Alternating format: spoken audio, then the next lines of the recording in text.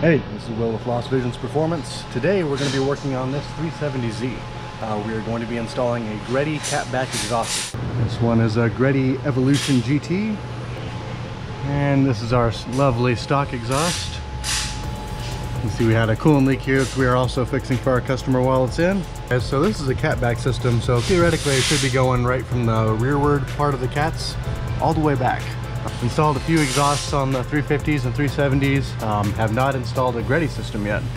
So hopefully that should be pretty nice. Usually they have really nice quality stuff and good sounding exhausts, so it'd be interesting to actually see one on one of these. Alright, so all this stuff, we do have it all sprayed down with penetrating oil. Let that sit for a little bit. You don't have to entirely take apart this whole exhaust to drop it out. You do need to take out this brace to get it down and out. We will probably totally disassemble this exhaust so that the customer can have it back and hopefully fit it back in that box. So, alright, we'll see how it goes. Here is all of our parts laid out. Anytime you have new mods or new parts, regardless of what you're doing to your car, it's always a good idea to open up the box or the package and ensure you got what you actually ordered, because it really sucks when you have something like this and you take your car apart and figure out you got the wrong stuff, have to put it back together. Anyways, this all looks good. We got it all laid out, presumably how it will end up going in the car. It's all nicely wrapped and is pretty well packaged. Looks all to be undamaged and unharmed, which is always nice. We did give you a nice amount of new hardware, new gaskets, and a new license plate frame. That all looks pretty good. Now we'll go ahead and move this and start actually pulling all the factory exhaust off the Z. Alright, so we are most of the way through our exhaust removal. I had originally planned to remove this cross member here, but after looking at the grade of some of these bolts and the life they've been through, I decided just to go ahead and leave this one in here. So you should still be able to get all the exhaust in and out. Makes a little bit more work, but not really that much. On this one, so on all these, they're all 14mm nuts. Just use a deep socket to get in past the stud length that comes out. On these ones up here, where the studs come through, you can't really fit a deep socket in here, and it's a little odd trying to go from all the way in there with an extension. So I just used a short socket, slide it all the way over it, and you can barely get your ratchet and into the socket and break it loose. That's called just the tip, and well, that's just good clean fun. No one ever died for just the tip. So anyways, use that, and then all the rest of them you can just use a deep 14. Take all those off. Now we will remove these two hangers here, get the mid pipes out, and then should be able to undo a couple exhaust mounts there. It's like there's a total of 3 of them on the muffler itself, and we'll have all that out and we can start assembling the new exhaust. Alright, so installing our Greddy exhaust, we have a slight alignment issue on the head pipes going to the cats. This one's a little bit off. I think I can spread them apart a little bit to get it to go over that. So I will attempt that, and hopefully it goes. Alright, the exhaust is on. So our misalignment issue we had on the head pipes, just got the 2 nuts lightly started on this side, and I was able to use a pry bar right here against the transmission cross member and just lightly pry over on this one to get it to line up. It actually went really easy. It moved over real nice, and then was able to get that on. They do give you all new gaskets for everything. We did reuse these nuts going on here because it still has the factory studs in these cats, so factory nut was good to go back for these head pipes. And then when you are putting this portion of it together, you will have to use 2 wrenches. All the new hardware is also a 14mm, so that's nice, all the same size as when you're taking off the factory exhaust. But you'll have to use 2 wrenches to get these ones to tighten up because they're pretty tight in there. On this one, I did have to bend this part back down a little bit.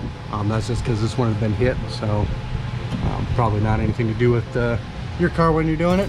But you do want to make sure when you are all done, make sure this heat shield up here, make sure that is away from the drive shaft, because that could cause a irritating sound, but also these being a factory composite drive shaft, anything rubbing against it could really damage it. So just make sure you got a good hand width in between there. Make sure it's not touching the exhaust either, causing rattles, but definitely want to make sure that that drive shaft is protected. And back here, all 14 millimeters again. You can use a ratchet on one side, wrench on the other to hold them.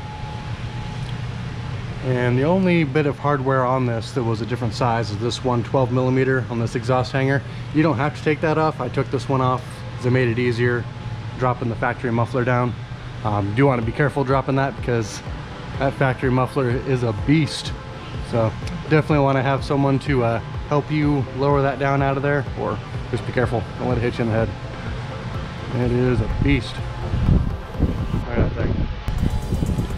So now, after fixing the coolant leak on this car, we will get this dropped down and give it a test start and see what it sounds like.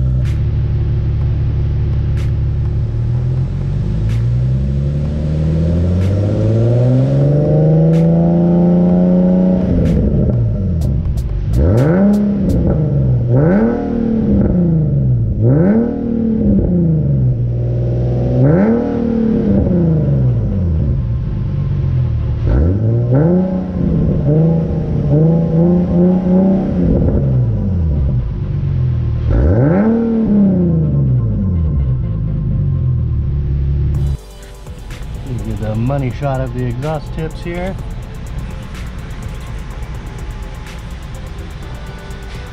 Hard to see in the video, but etched in there, Greddy. Really is a beautiful looking setup. Lines up perfectly. No rattles, doesn't hit anything. Definitely very happy with the install on this one. Alright, well that's really it on this one. Real cut and dry, real simple. If you're going to be doing this, depending on the state of the exhaust on your car, figure out about taking about an hour and a half, maybe 2 hours to get it done. If you have a lift, makes it easier. If not, use jack and stands. Always be careful. Make sure all your connections are tight. You don't want to get any exhaust leaks because that's irritating and could be deadly as well. So as always, if there's anything in this video we didn't touch on or didn't cover, or any questions or comments you have, go ahead and put them down in the comments and we'll get back to you. And hopefully this helps you with your exhaust install, or helps you decide if you want to go with the Greddy system. So thanks for watching. Oh god, that's ugly. That is beautiful.